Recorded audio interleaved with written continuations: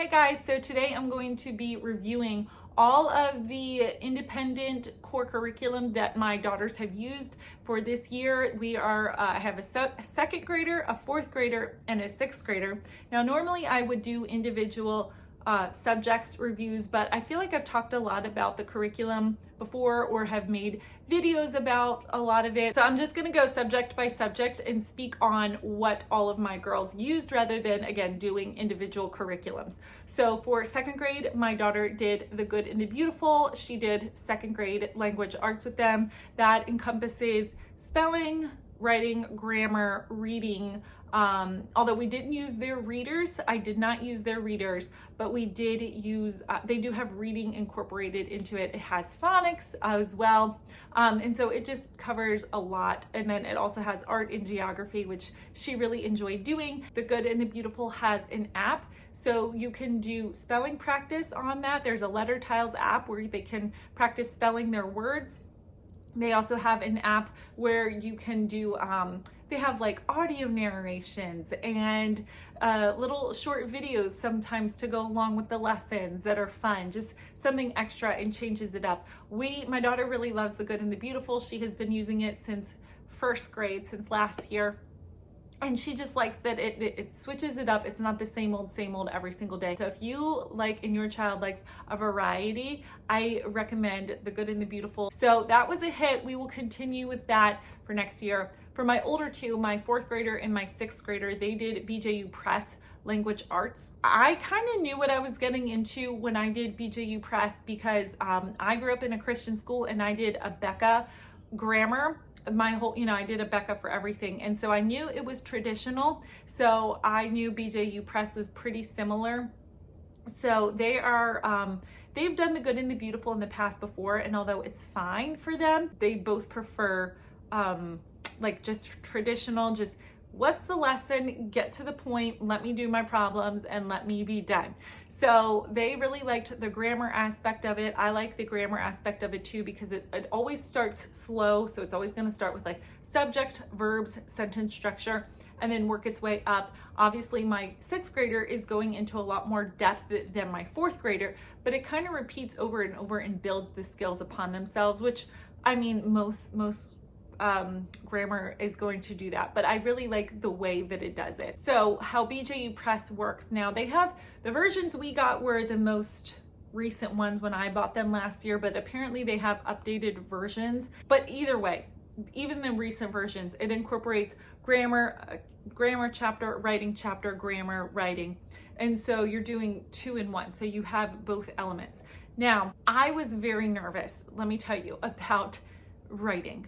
And it's because when we used other writing curriculum in the past, for me, it was too vague. But the way BJU Press does its writing, and I have made several videos on this, so if you want to, I'll link them below. So I'm not going to get into all of that today. I'm just trying to give a general overview of what we used and why we liked it. But let me tell you, my daughter has come so far this past year. And I'm not saying that if you use this magically, your children will automatically love writing too. I'm not.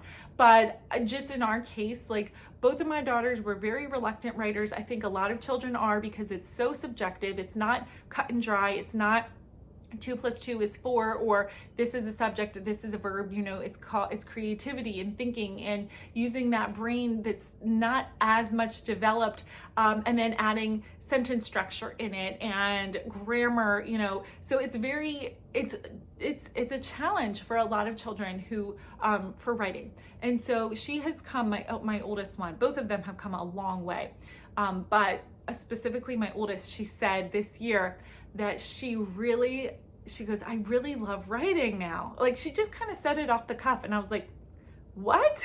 Since when has this happened? Like, where do you randomly love writing now? Like you used to hate it. And I mean, I would get pushback for writing a sentence. Yes, a complete sentence. Yes, you have to write a complete sentence. I can't tell you how many times we tried to get out of that. And it was like, no, we got it. So when I say my children did not love writing, like they didn't, but my daughter really likes it now and enjoys it. She actually just finished a research paper that was like 3 pages typed something like that. And I'm so proud. I'm like, oh my goodness. And she went back and she saw her writing from the beginning, and her first paper that she did at the beginning of sixth grade. And she was like, oh my goodness, look how terrible this paper is compared to like what I can do now. So I would say their writing, both of my fourth grader and sixth grader, has improved so much, especially my sixth grader. My fourth grader, she is, I just have to help her a little bit more, which is fine because she's only in fourth grade. But my sixth grader has taken off this year. Somebody asked me if BJU Press does 5-paragraph writing, and yes, they do. So all year my daughters were doing an introduction, a 3-paragraph body, and then a conclusion. And so they weren't just writing a paragraph. We did I think 8 different totals. So we did a research paper, we did poetry, we did a personal narrative, we did a persuasive essay, compare and contrast essay, we did how to write instructions, what's it called? A tall tale. So they had a variety of different things that they were writing about. And so they loved some more than others, but overall they did an incredible job. And I like that the writing is the same. So you're doing planning, you're doing a rough draft, you're revising, you're editing, you're proofreading. So it's the same every single time. And I think the way it's laid out is just great. I was going to consider using IEW, but upon just that change this past year, because I'm like, okay, I have more confidence in teaching writing and they have more confidence in writing. And so I think we're just going to be doing just fine. Now, I had the teacher's guide. Yes, I recommend it. A, to check the answers, B, because it just will show you how to like do instruction and writing instruction and that type of thing. And it will give you the rubric that you need to grade their writing. So I recommend having the teacher guide, even if you don't use it word for word for every single lesson. It's just good to have as a resource. Check out my videos below if you want to learn more about their English program. Getting back to that random statement, she goes, yeah, I really like writing. And I said, where did this come from? Like, truly, where did this come from? And she goes, I really like the way BJU Press teaches writing. And she goes, but also Night Zookeeper has really helped me enjoy writing. So my daughter currently, my oldest one, is writing a book. Now, if you would have told me last year or at any point she's going to be writing a book, I would have laughed, honestly. Like, no, that's other kids. That's not my child. Yeah, so she's writing a book. She goes chapter by chapter. She is able to submit each chapter. She's able to get feedback from the staff at Night Zookeeper. They give her, well, hey, you can develop this paragraph a little more, or what about this sentence structure? And so she's getting feedback from grammar experts and writing experts who I know I am not a grammar and writing expert. Not only is it writing and creative writing, but they have grammar as well. They have spelling, they have reading, comprehension, they have it's a complete language arts program. And so my girls have been doing this. They usually do it on Fridays, but again, my daughter Larissa, sometimes just even throughout the week, she's like, oh, can I work on my chapter? Can I work on my chapter of writing? And so I'm not going to be like, no, you can't do it. So totally recommend that. They will be continuing that into next year as well. I am just like so happy. It makes my heart so happy because I'm like, you guys have to write papers until you're in college. It's just a relief to know, like, okay, that's something that they might not always love every single topic that they are doing, but they do enjoy it and they know how to write a paper. So yeah, I was really surprised by that, honestly. And so again, they play the games, they do the grammar exercises, they do the spelling exercises and all of that, and they have fun with that. There's different levels that you can do, so they can choose like easy, medium, or hard, because someone who's younger is going to need something easier as opposed to like my 12-year-old who's going to need more challenging words and more challenging levels and challenging games. Check out Night Zookeeper. I do have a 50% off as always. I always have the link in my description below. You can check them out for 50% off. You don't need a code. You can just follow my link and you'll get a year subscription for 50% off. Highly recommend. Next, we are going to do math. I made a whole review on my third graders math. So if you want to know about what we're using, check out that video. I'll link that below.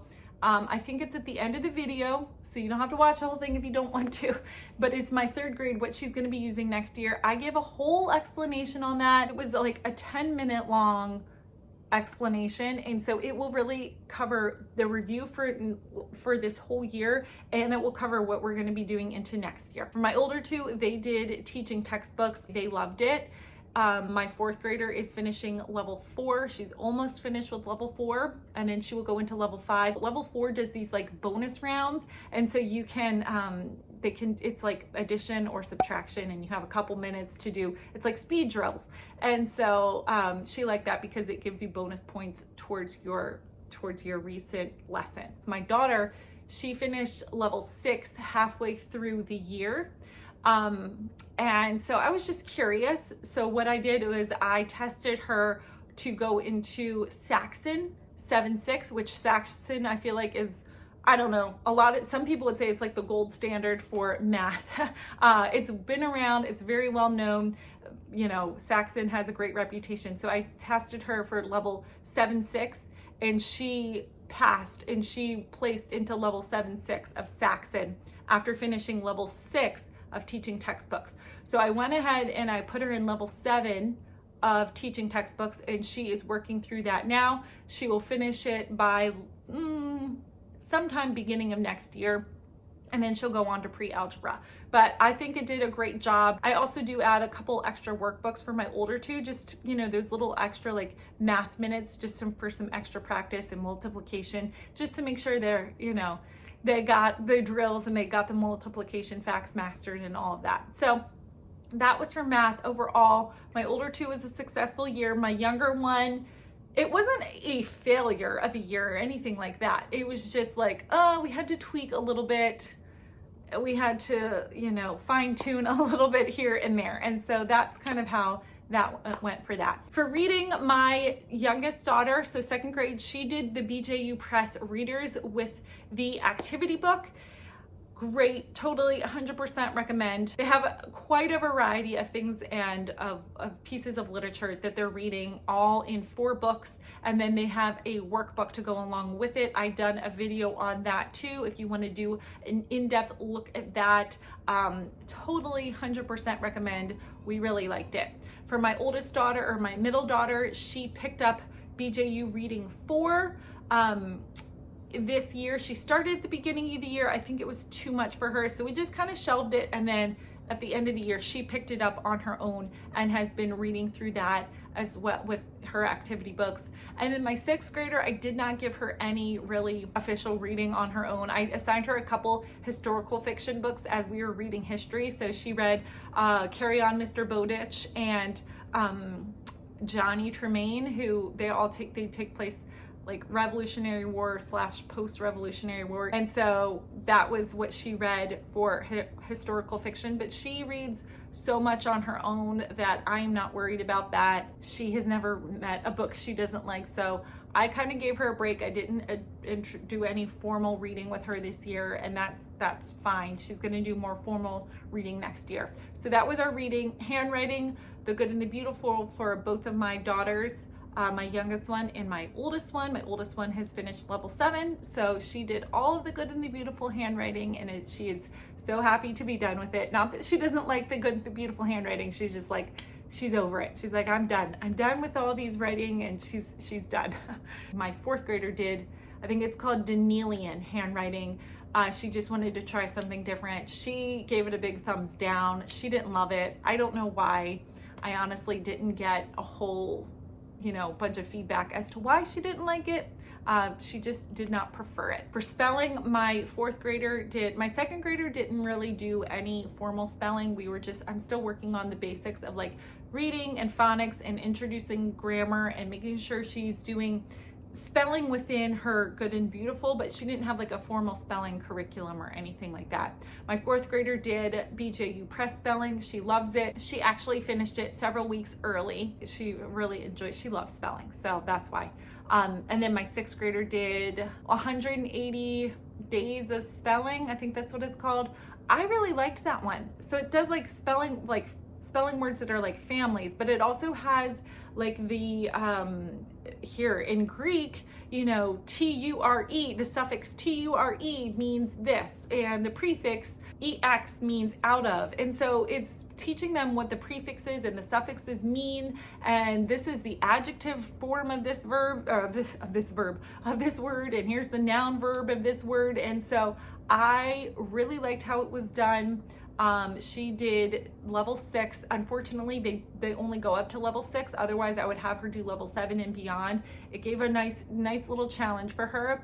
And so totally recommend that one as well. And then typing, they did the Good and the Beautiful typing. I really don't have much to say about that. The books are really cute. They don't really have an opinion or another. It was just like, you know, a couple lessons, you do a lesson, and they didn't take very long, maybe 5-10 minutes, something like that. There's 3 books. My younger one did book 1, and I think my older one did book 2 or book 3. But she's a pretty proficient typer at this point, so she doesn't really need to keep continuing. And then we'll use typing for my youngest daughter next year. So I like that. It's not free. There's other free versions online that you can use that I'm sure are just fine. But they wanted to try the typing, like an actual typing book. My oldest one used Logic. I'm actually going to be incorporating Logic and critical thinking family-wide from now on as in part of our family subjects. I did this one with her first. This is called The Fallacy Detective. We really loved it. I've talked about this a couple times before on my channel. It's 38 lessons. You go through and it talks about like different types of propaganda and just all these different logical fallacies and just how to recognize them and spot them. And I think it's a great introduction, but I don't want to just do like a one-off course. I want it to be something that they are very familiar with. So that's why, like I said, I'm going to be introducing logic and critical thinking as group subjects, and we're going to do it all together rather than just her. People have asked about this. So I think it's for ages, I want to say 7th grade and up, or 12 and up, or something like that. Again, she was in 6th grade and it was totally fine for her. I know everybody's at different levels and things like that, but I wouldn't recommend it for like, I mean, my 2nd grader did listen in, but I wouldn't do it like geared at my 2nd grader, if that makes sense. I would wait till they're a little bit older. So it was just gives a paragraph or a page or 2 of reading of what it is, and then it'll ask about 15 questions about which fallacy is this, if there even is a fallacy. My 6th grader did the Abeka history, the 6th grade version of their it's called New World History. So it covers all of North and South America. And so it's mostly American history, but it does cover all of those countries. And so it's more like a survey. So it covers like a lot of topics, but it doesn't go deep into the history. So whereas like we'll be doing Sunlight next year and we did Beautiful Feet books this year, I'll have reviews on all of that in a separate video. So whereas they don't go as broad and they wouldn't cover as many historical figures, they go deeper. Abeka it's just like a traditional history, so it's gonna just be textbook. It's gonna cover a lot of different characters, but it's not going to give like a whole in-depth at what their life was like. So it really just depends on like what you're looking for in history. So she did that one independently on her own. I gave her tests because it came with tests and she enjoyed doing the tests. There was a lot of geography in that, a lot. It's very geography heavy. And so I thought that that was good that she was able to get in touch with that geography, because I think other than that, she didn't really have nobody else had geography really this year.